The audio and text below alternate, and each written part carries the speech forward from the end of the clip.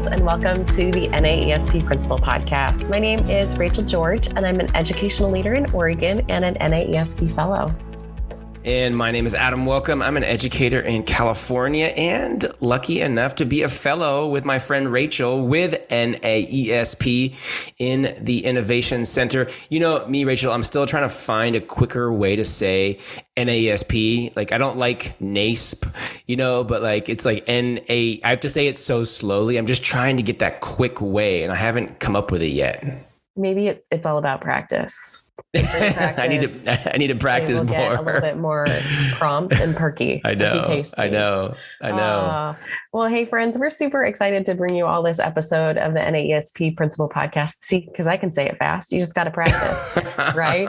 So we can talk about real ideas, people with amazing principles to help make your leadership stronger and more innovative.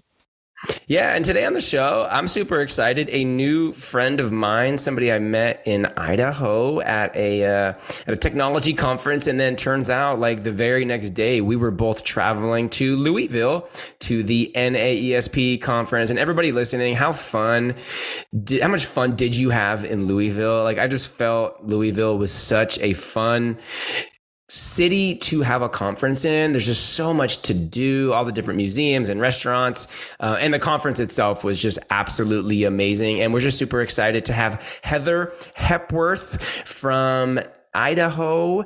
Make sure you go to Twitter, Hepworth, on Twitter, Hepworth, on Twitter, principal NAESP member. Heather, introduce yourself for the people out there that don't know who you are, and we'll get started there.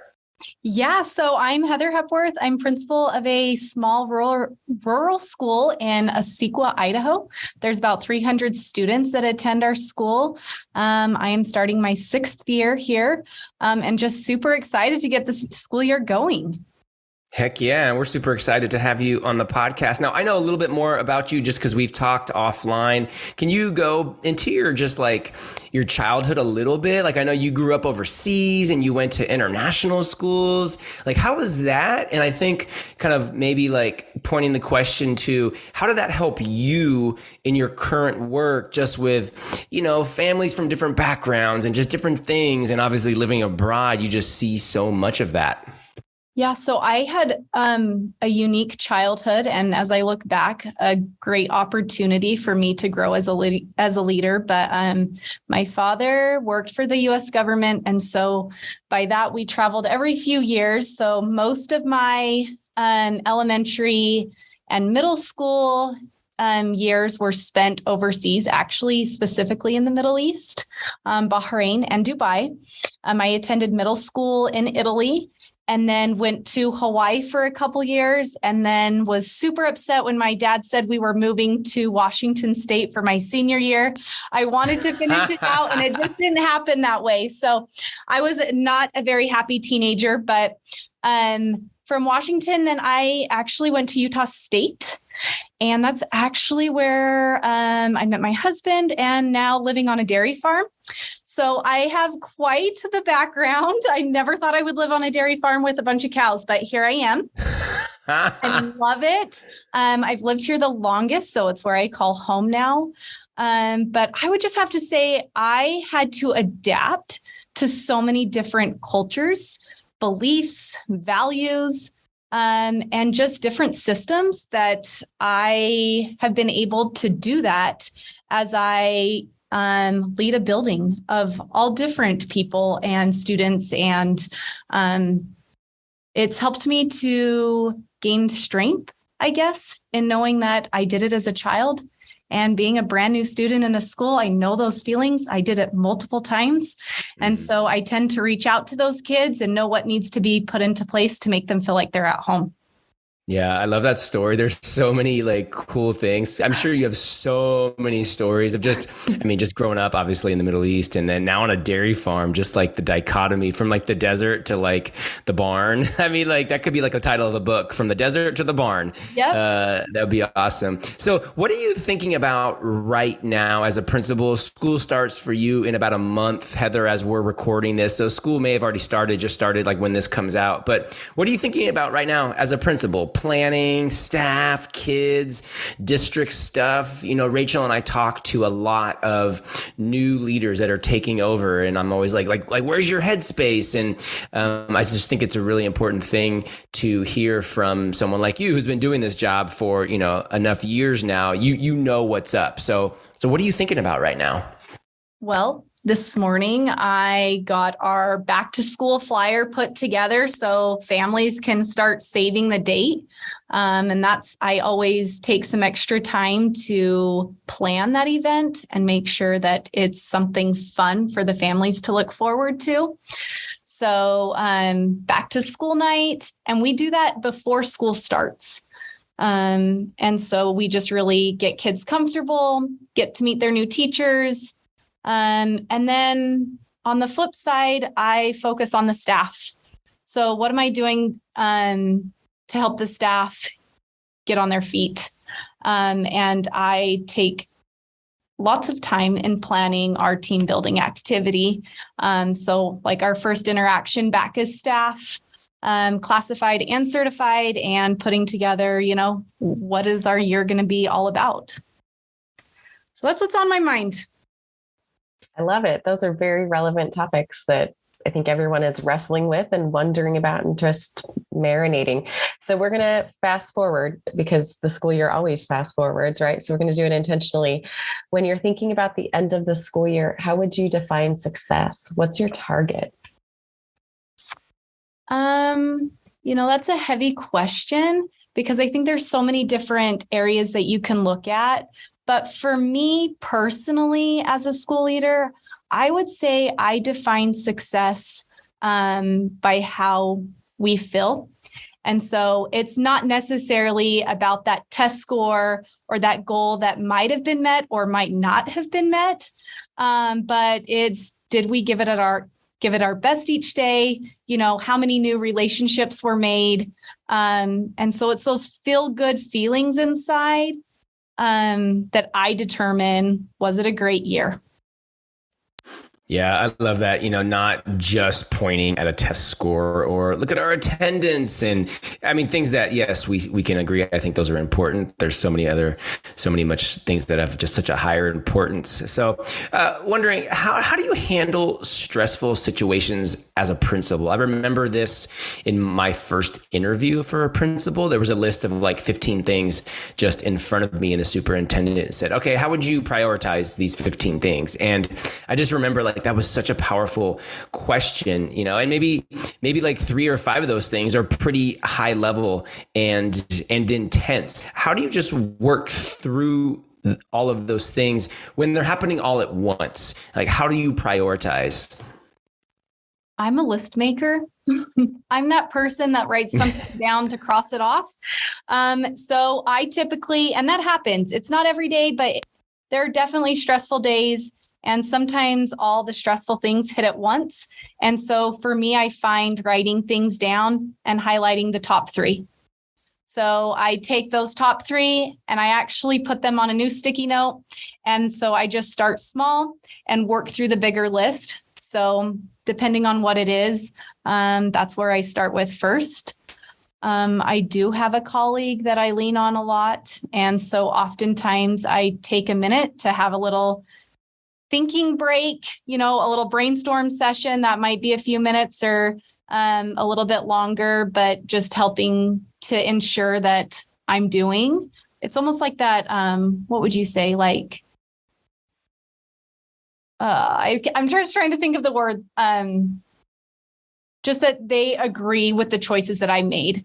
So because it's a lonely job out there, I don't have a vice principal. It's just me. And so sometimes there's problems that shouldn't be vocalized throughout the school or that other people in the building can't know about. And so that makes it hard. It makes it heavy. And so it's nice to have that thinking partner to be able to say, hey, does this sound okay? Or am I on the right track? This should be my top 3. And then I just move forward with that. I like it. You hit on a couple key powerful concepts, right? That the principalship, regardless of what level you're at, can be incredibly lonely. And that's a fantastic opportunity for you to have that sounding board and almost a calibration point to see, hey, am I on the right path? And I love that you also narrow it to like, what are your big 3 each day. I love those little tidbits and advice. So shifting gears a little bit, besides the people that you use as a sounding board, I'm curious about people that believe in you as a school leader. So who might have been, who maybe was like that first person that really believed in you and maybe shoulder tapped you like, hey, you're destined for bigger things. Tell us about that. And then also I'm curious on the flip side, how are you continuing to feed that leadership pipeline in your building or in your state? So my very first year as a first grade teacher, I worked at Paul Elementary and for a lady by the name of Colleen Johnson. And I was so intrigued by how she ran her building. So just leadership in general, I was like, wow, this is so cool. And that's what really gave me the key to say, hey, I want to do this. So that's when I went back to school after that first year, but then got hired on at a school that was closer to home. And the school closer to home there was a principal here by the name of Suzette Miller. And I would have to say she was the one that believed in me. She gave me multiple opportunities within the building to take on committees and to help lead some teachers in certain aspects. So I have to give it to her. She believed in me. She saw something that maybe I didn't necessarily see in myself and gave me all of those opportunities. So, yeah. Yeah, I love that. So we've seen on social media, Heather, all the new principals out there starting jobs right now. I mean, there's so many assistant principals and principals. And if you had just like a loudspeaker to all of them, what would be your best leadership advice to all those new leaders right now? Ooh, I would say stay the course your first year. I think that's some of the best advice I was given is to not make too many changes, is to really build the relationships with your staff, get to know them, talk to every single person every single day. And then you will start to see what are things that, are traditions within the building, or what are some things that maybe need to be relooked at. Think outside of the box to change. But I don't believe you can change those things until you have those relationships with people. So I would just encourage anybody starting your first year, whether you're an assistant principal or a brand new principal, is get to know your staff, get to know your building, take the time during the day to talk to each individual, and you will be able to move mountains, towards the end of your first year, even the beginning of your second year, if you take time to do that.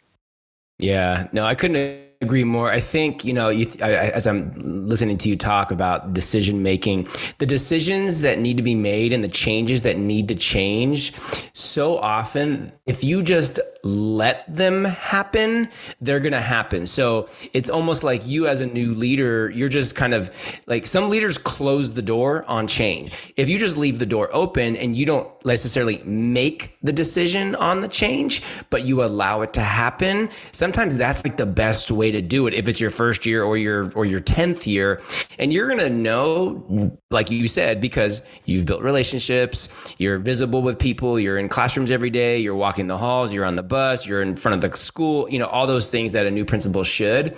But I'm 100% with you. I used to I just followed people around my first year. And honestly, all the new leaders out there listening, I think the second year is harder because more. Like the first year you go, oh, okay. And then after something happens, you go, oh, wow, I didn't know that, didn't know this. So like year 2, you kind of have to shift things.